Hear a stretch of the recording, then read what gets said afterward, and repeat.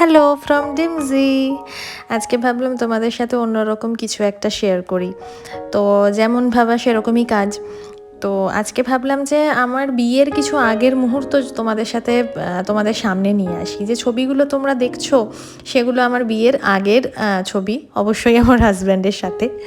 তো আমাদের ব্যাপারে কিছু গল্প তোমাদের শোনাই। যে আমার কিন্তু একদম পারফেক্টলি অ্যারেঞ্জ ম্যারেজ।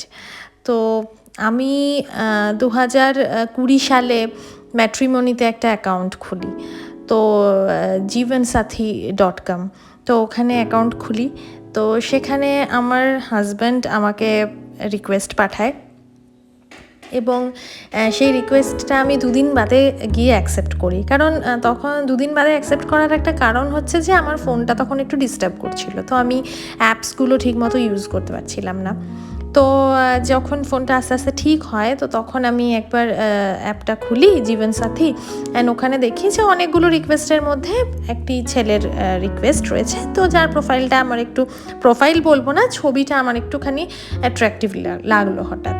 তো আমার চিরকালই একটুখানি গুড লুকিং ছেলে আমার বর হবে এরকম একটা টেন্ডেন্সি ছিল। তো ওর ছবিটা একটু গুড লুকিং লেগেছিল, তো সেই কারণে খুলে দেখলাম যে বাহ, ভালোই, মানে ব্যাকগ্রাউন্ডটা ভালো, ঠিকঠাক পড়াশোনা, ঠিকঠাক চাকরি, তো বেশ ভালো লেগেছিল। তো সেই অনুযায়ী আমি ওকে রিপ্লাই করি, অ্যান্ড ও আমাকে হোয়াটসঅ্যাপে পিং করে, সেখান থেকে কথা শুরু হয়। অ্যান্ড কথা শুরু হওয়ার পরে ওর যে চিন্তা ভাবনাগুলো, ওর যে কথাবার্তা, সমস্ত কিছু বেশ মন ছুঁয়ে যায় আমার আর কি। মানে যাই হোক, আগের কথাই বলছি, এখনকার কথা বলছি না। বিয়ের পর সবারই কী হয় সেটা তো সবাই জানে। তো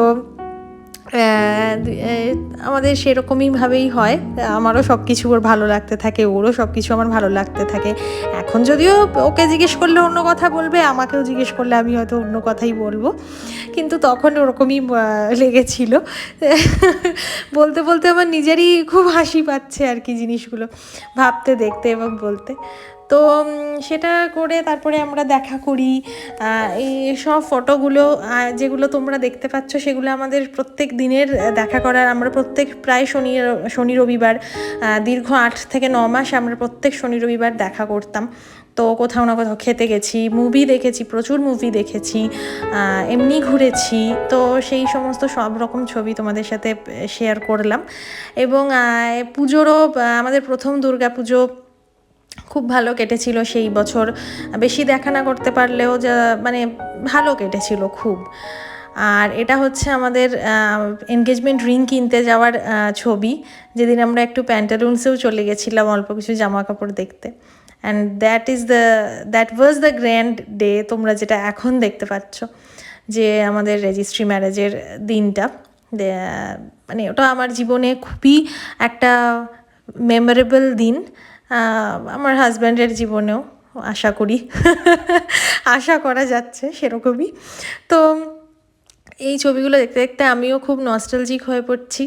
তো তোমাদেরও হয়তো আশা করি খুবই ভালো লাগবে ছবিগুলো। তো এই এনগেজমেন্টের দিনটা খুব ভালো কেটেছিল। কেকটা খুব ভালো খেতে ছিল, যেটা দেখে আমার হঠাৎ মনে পড়ে গেল যে কেকটা কিন্তু খুব টেস্টি ছিল। আমি মানে সব কেকটা তো সবাই খেতে পারেনি, বাড়ি আনার পরেও 2-3 দিন ধরে ওই কেকটা আমি খেয়েছিলাম। তো কেকটা খুব ভালো ছিল খেতে। অ্যান্ড তারপরে রেজিস্ট্রির পর আমরা এই দিন প্রথমবার দেখা করেছিলাম, যেটা ছিল কলকাতা নন্দনে। কারণ আমার বরের কথাই ছিল যে নন্দনে আমি শীতকাল ছাড়া যাব না, কারণ ওখানে বাইরে ঘুরতে হয় তো প্রচণ্ড গরম থাকে, তো আমি শীতকাল আসুক যাবো। অ্যান্ড এটা আমাদের প্রথম সরস্বতী পুজো। অ্যান্ড তারপর মার্চ মাসে 9th মার্চ 2023 আমাদের বিয়ে হয়। বিয়ের দিনের ছবিগুলোও তোমাদের অল্প কিছু শেয়ার করলাম।